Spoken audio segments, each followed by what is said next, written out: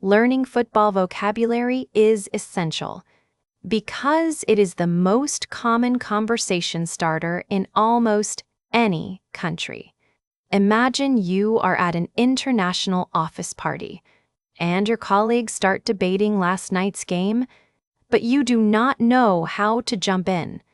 What exactly makes this simple game of kicking a ball the biggest cultural phenomenon on the planet? Hi everyone, I am Sarah, and welcome back to the channel. Today, we are diving into the exciting world of football, the World Cup, match results, and basic rules, and we will learn some essential English for it along the way. It is amazing how a simple ball can bring people together.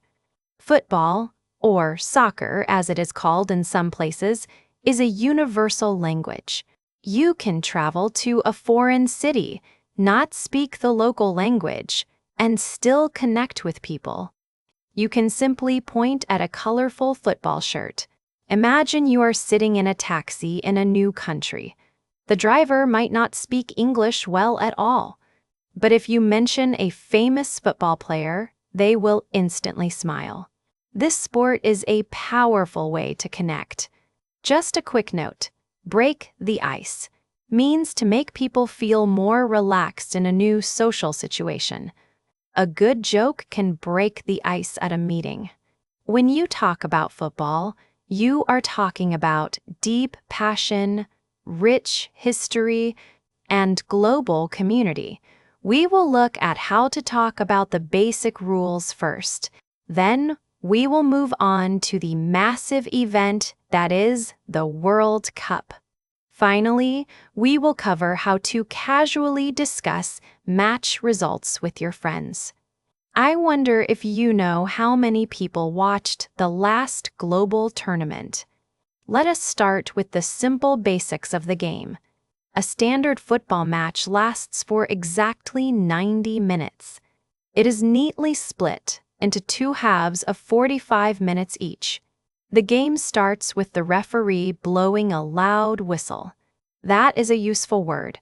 Pitch means the special green field where a sport like football is played.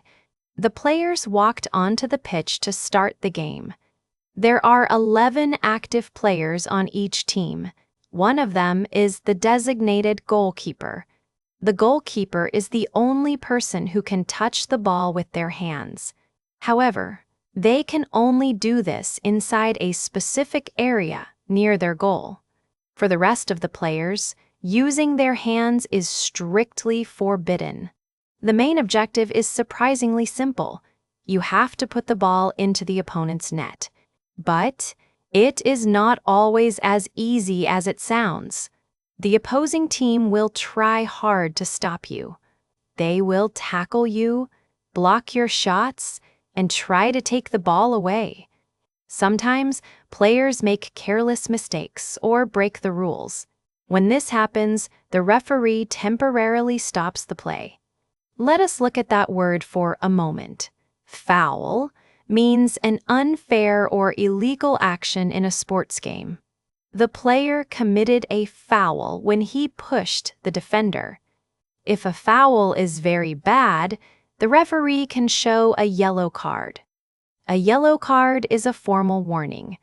If a player gets 2 yellow cards in one game, they get a red card. A red card means the player must leave the game immediately. Their team must continue with only 10 players. This can completely change the direction of the match. Imagine you are explaining this to a friend. You could say that a red card is like being fired from your job for the day. Another very common rule you will hear about is the offside rule. It is probably the most debated rule in the entire sport.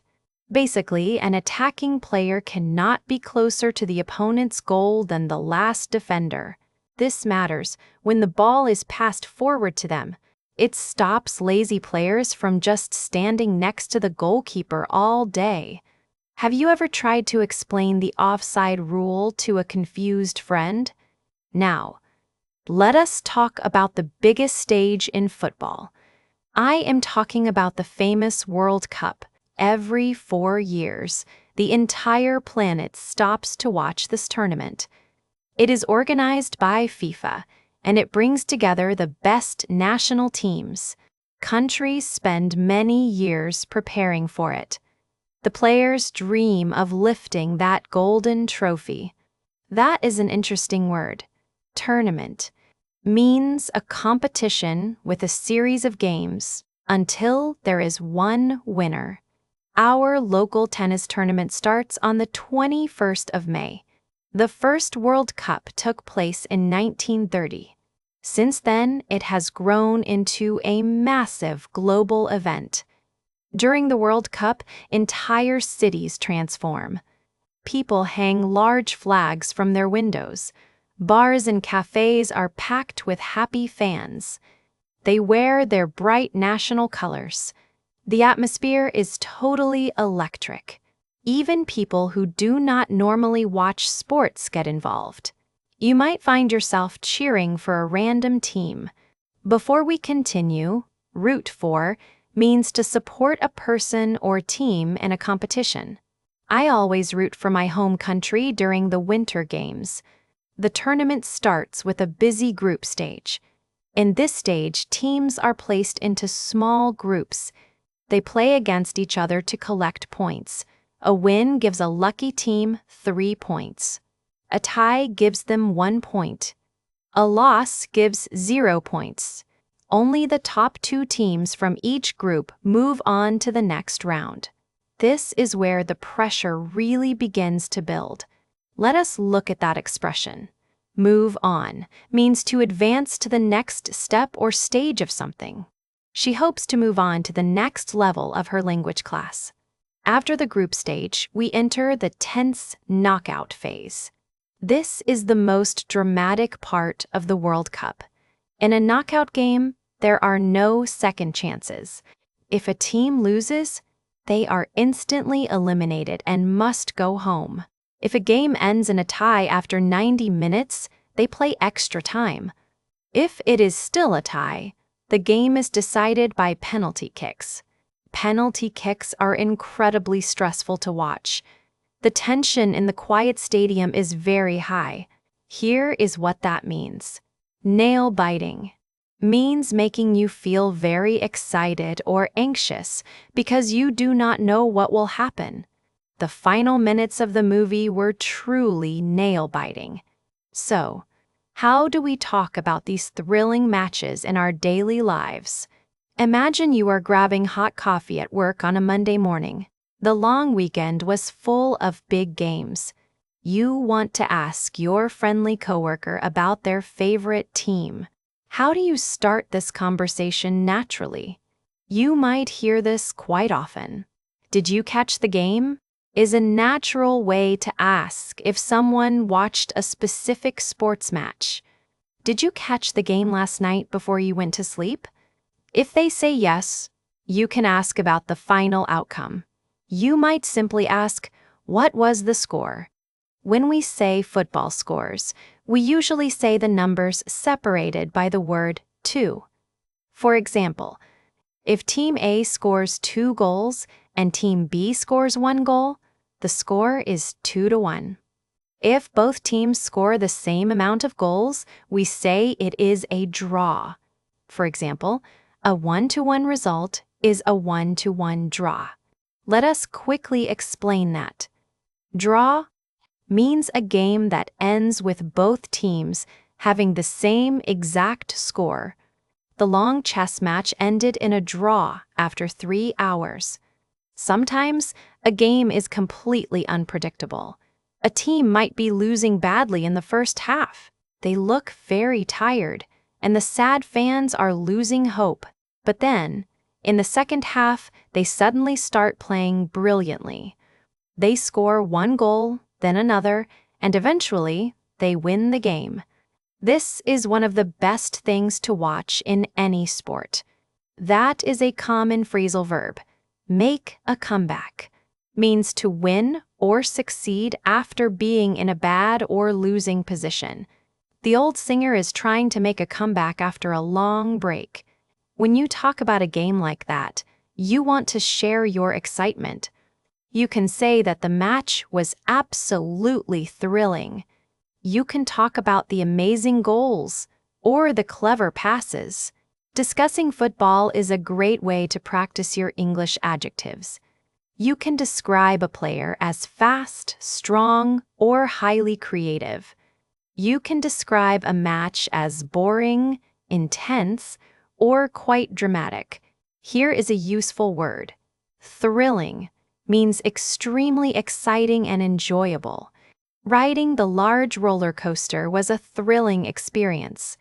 Let us review why this topic matters for your daily conversations. Whether you are living abroad, working in an international company, or just chatting online, football is literally everywhere. It is a common topic that easily crosses cultural borders. When you know the basic vocabulary, you open the door to hundreds of new conversations. You do not need to be a true football expert. You just need to know how to ask a few questions. You also need to understand the common answers. Do you know what is the most important skill in a football conversation? People love to explain their favorite sport in great detail. If you ask a passionate fan about their team, they will probably do most of the talking. You just need to listen actively and show genuine interest. You can nod your head and say things like, "That is amazing," or "I did not know that." This simple action makes you a great conversation partner. What specific aspect of football do you find the most confusing? Is it the strange rules, the long history, or just the fast commentary on television?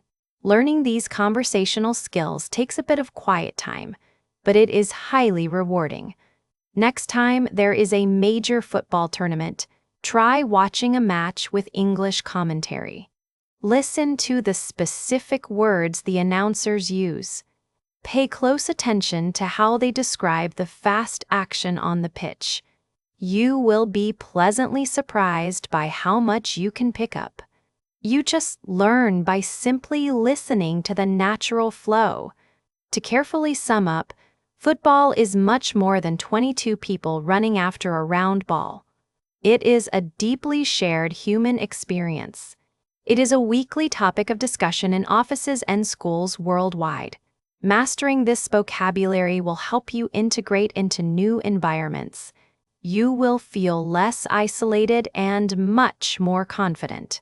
The main takeaway today is that learning sports vocabulary gives you a universal tool to connect with people from anywhere in the world. Knowing how to discuss a match result or a simple rule can help you build strong friendships and feel more confident in social situations. Thank you so much for joining me today. If this episode helped you, please like this video and subscribe to the channel. We love helping you improve your listening, pronunciation, and vocabulary through exciting topics like this one. Keep practicing your English, and I will see you in the next episode.